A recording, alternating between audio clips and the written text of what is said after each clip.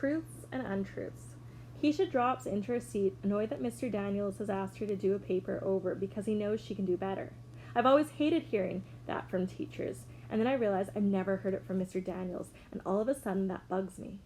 Since the day of the mystery boxes, I keep thinking about how good it felt to do something right, to fit in. That's what I want. I want to feel like everyone else, to be told that the work I know is terrible isn't good enough.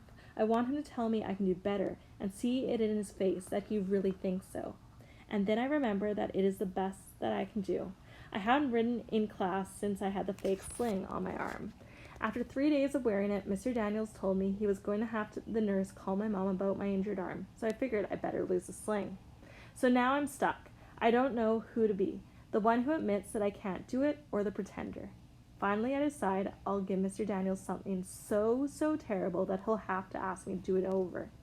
I don't even try to spell anything correctly, like I usually do. I just put a whole bunch of letters together that even I know make no sense. I walk up and hand it to him instead of putting in the assignment cubby. Thanks, Allie, but if you're done, why don't you put in the cubby? I push it towards him a little more. I thought maybe you want to check it over, I say. We lock eyes for a few seconds, and then he reaches out to take it from me. Okay, he says. He looks at it, his eyebrows scrunch up, and then he looks back up at me. He stays quiet, thinking, I can tell. I hear it in my head, do better, Allie, and I would. I would magically do better, and Mrs. Silver would carry a trophy for me so big she'd have to carry it to all on her back.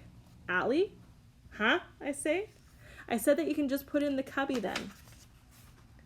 And then the picture in my head pops like little bubbles. I walk away without taking it back. As soon as we all sit down in the cafeteria, Keisha announces to Albert, okay, this has been killing me all day long. What, I ask. Albert, so this Flint shirt that you wear every day, he interrupts. I do not, in fact, wear the same shirt every day. I have 5 identical ones. Keisha's eyes are wide. Seriously, Albert, you bought the same shirt 5 times? He doesn't seem to think it's a big deal. It's the one I liked, he says. Well, anyways, Albert, Keisha says, I finally found out what the heck your shirt means. I googled Flint, and you know what I found? His eyes widen.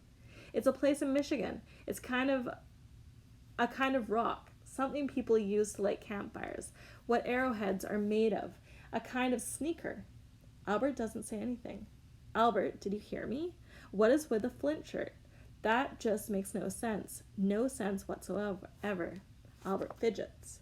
Hey, Albert, I say. You okay? You know, Keisha didn't mean any harm. I'm quite aware of her intentions, he says. I worry, what are those? To find out why I wear the shirt, he says. Funny how my brain wants to make things complicated, and his just cuts to the simplest thing. Well, the simplest thing with a bunch of fancy words and mile-long sentences. The meaning of my shirt is not any of those things. He closes his eyes before he takes a deep breath. Flint is an immortal genius from Star Trek, Season 3, Episode 19. It is titled Requiem for...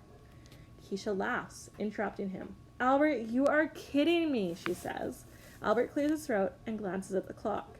Albert, I say, poking the side of Keisha's leg, and she, by some miracle, stops laughing. Go ahead, I want to know, I say. After that day of being mean, I want to be extra nice. So Flint is a smart guy, I ask. Albert readjusts himself in his seat. Flint goes away to his own planet. He puts up invisible barriers so that others won't sense life forms there. He creates robots to protect himself and keep him company. They are predictable. Sounds super weird if you ask me, says Keisha. Why wouldn't he live on Earth with people? He had once lived on Earth. He left to be alone. He wanted to be alone. Keisha falls forward, dropping her arms on the table. Why the heck would a man leave Earth with everything here to go off and sit on some rock in space all by himself? Albert hesitates. Well, he says, it's to retreat from the unpleasantness of Earth and the company of people. Then he looks up right into my eyes. I can see why someone would want to avoid being with other people.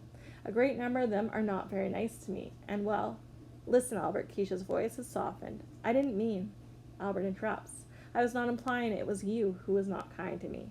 I'm relieved. But there are others who are not kind, he says.